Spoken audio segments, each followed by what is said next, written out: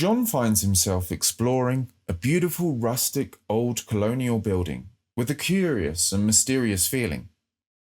As he strolls through a large doorway into a bright open room, the walls adorned with appealing love red paint, he sees a podium overlooking a crystal turquoise pool that fills the rest of this idyllic hall.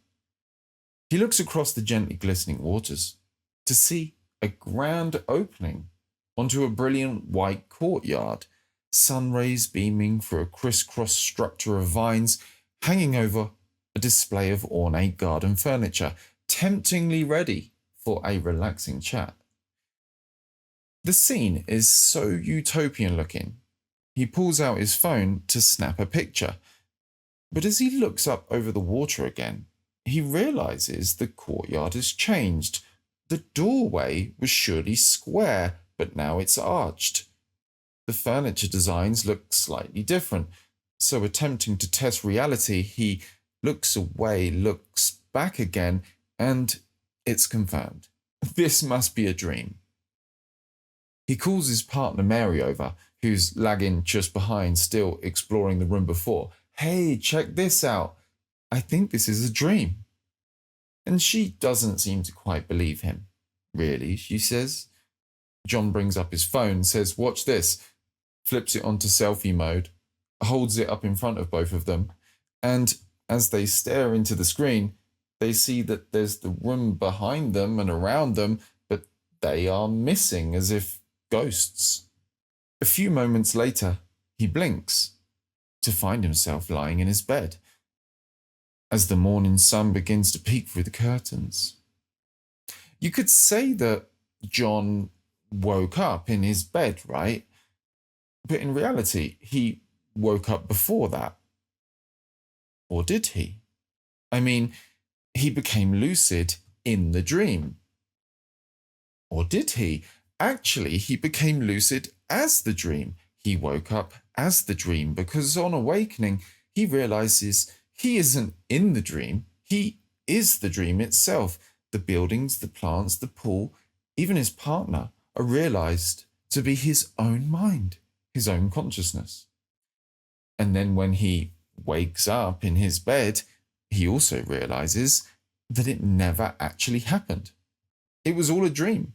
It never had an independent reality separate from his own consciousness and his own imagination. So can you see where I'm going with this?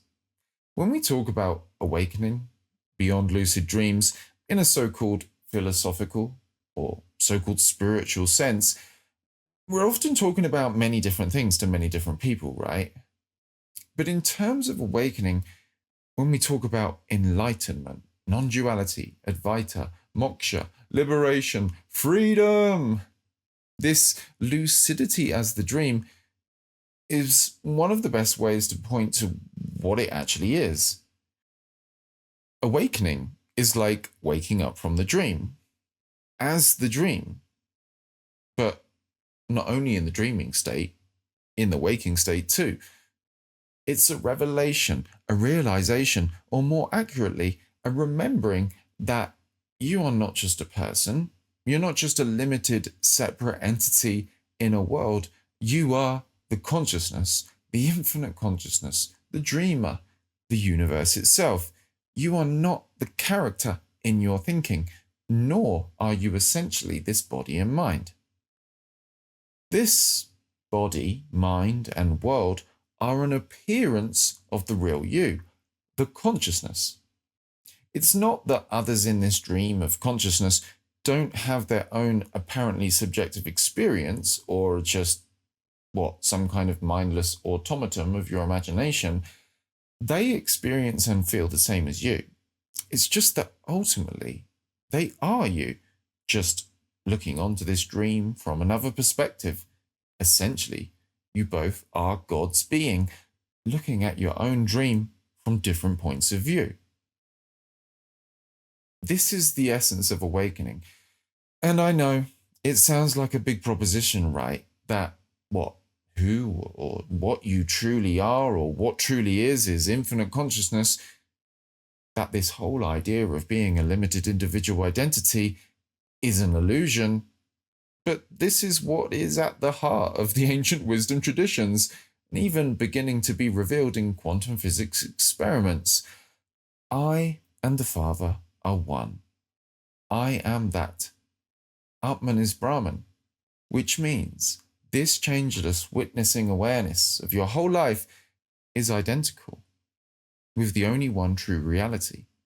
This ultimate reality of being, the substance which every apparent thing is made out of, this substratum, the ultimate and absolute ground. But why awakening? Because suffering, because limitation. You see, the real you, the infinite being, the infinite consciousness, can dream itself to be an isolated entity in a world. You appear to yourself as a localized perspective onto a world, a bit like putting on a VR headset, like when you dream at night. You also appear to yourself as an entity in a world. You appear to move around within that world, whilst the real you never really moves asleep on your bed.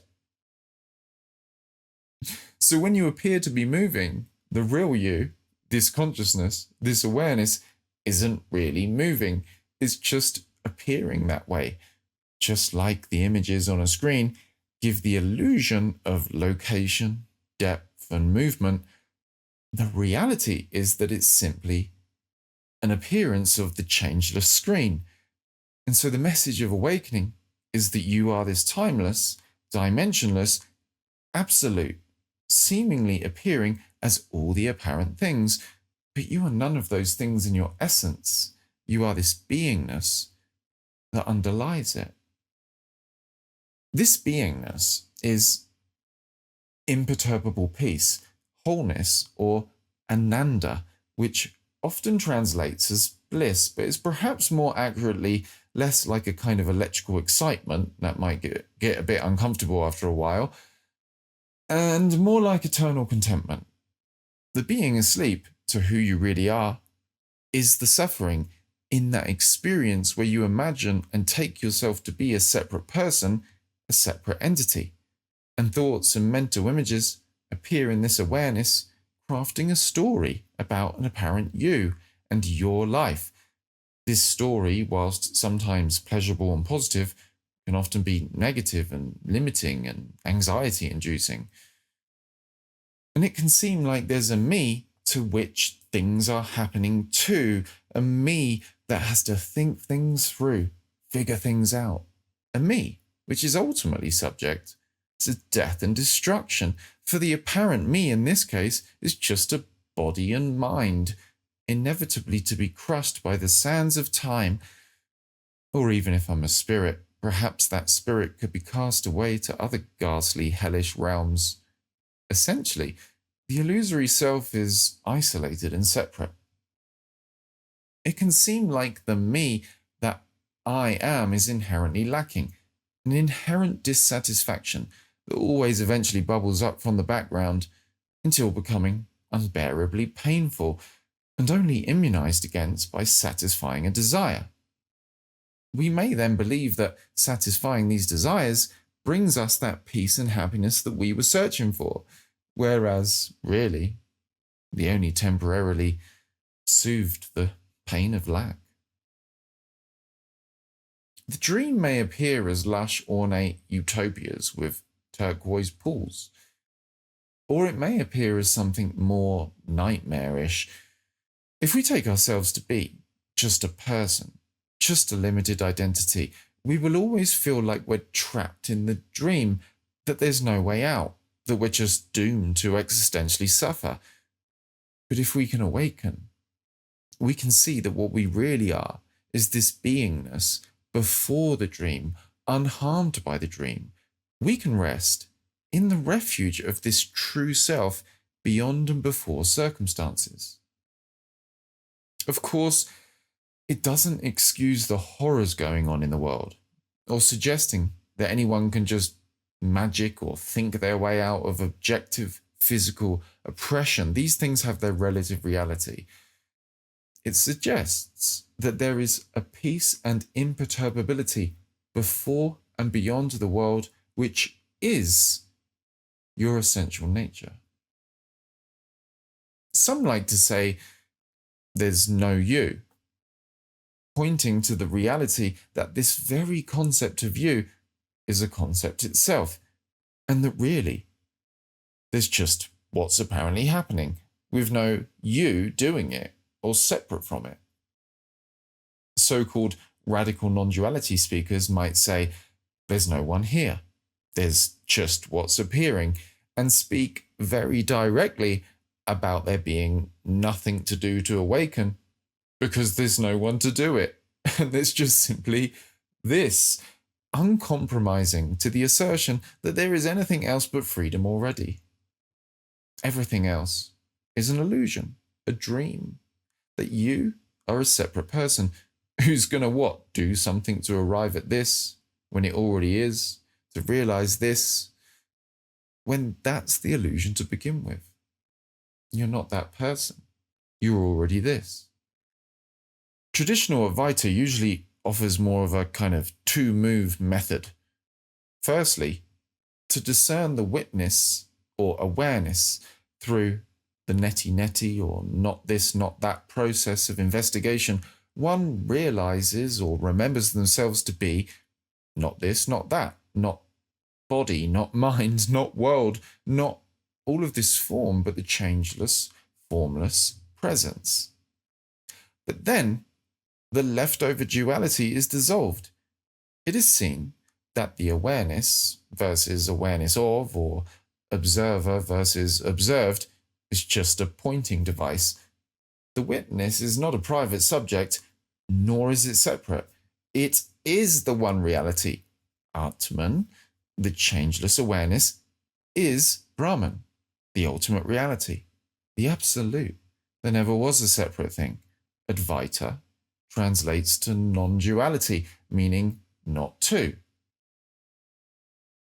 1. Notice this aware presence doesn't come and go. And then number 2, recognize that this presence has no edge, owner, location, time, place, or even space. It simply is. And then 3, see that this body and mind and world appear in and as this presence. The seeker and sought are mere appearances. The awareness they appear as is the reality. There was no separate person. There was only Brahman, the infinite being, all along. This beingness, that one true reality is seen to be eternally imperturbable, indestructible, immovable, unshakable. It simply is. It's already non-resistant, non-attached, non-identified as any particular limitation. And it's timeless, dimensionless, a field of pure, infinite potential. Yes, it can appear as apparent limitation. We're not ignoring the relative world of time, space, the laws of physics, life challenges, pain or physical hardship. These all have a level of reality on the level of the dream. But it's seen that so much of our suffering is rooted in this ignorance of who we truly are anyway, as we believe ourselves to be limited separate entities, separate from everyone and everything. We set up the foundation for human oppression. As we recognize our universal true nature, as we recognize the universal beingness that we truly are, it doesn't excuse behaviors. It sees them in a larger context, because as we recognize what we are beyond the circumstances of the world, we introduce more potentiality for it to harmonize. It's not just a get-rich-quick scheme or an awareness magic bullet. It's an invitation. Recognize, rest, and abide as this awareness, and you see what happens. The message of awakening is not trying to get you to believe anything. It's saying, hey, look at this. Look at this and see what turns out to be true for you. It points to something. It makes a proposition and invites you to explore it. Because if it is true, then we have remembered the ultimate source of resolution and healing, because awareness, being like an eternally still and silent, opening, accepting, loving space in which all the contracted feelings can resolve, is the ultimate refuge, the ultimate window of tolerance in which the body's traumas release and unwind. We just have to relax back from the mind and see what's inside, which is the apparent outside. As above, so below. All that growth and evolution you could ever want springs from this awareness and the recognition, I am that. If you'd like to explore awakening on a deeper level, I invite you to join our membership platform, Awake and Embodied.